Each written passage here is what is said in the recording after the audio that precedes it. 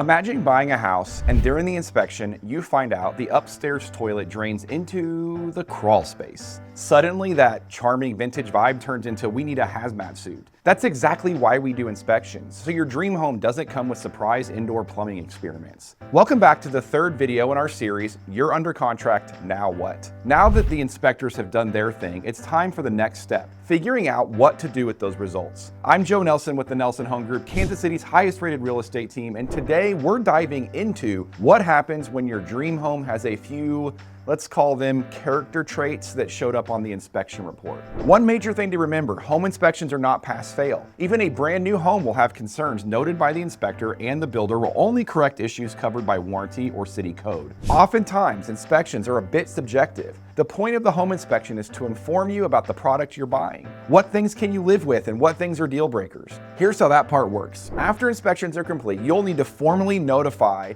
of your intention moving forward.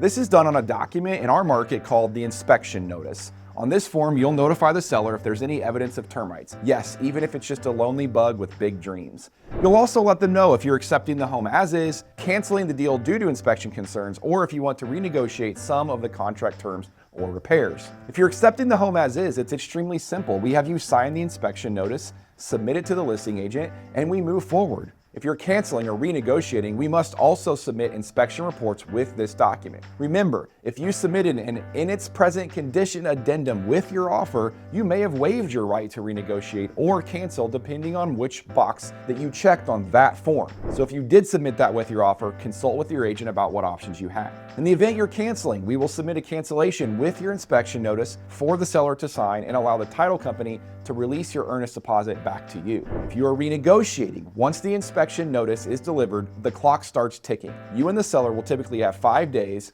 though your contract will spell out the exact timeline, to reach a resolution. Think of it like a 5-day marriage counseling retreat for the contract. You're both committed to the relationship, just trying to iron out some relationship issues before the honeymoon. Now, when it comes to what you actually negotiate, try not to sweat the little stuff, like that one loose outlet cover or a dent in the drywall that looks suspiciously like someone lost a wrestling match with a Roomba. Focus on the high dollar items that impact safety, function, and your future bank account.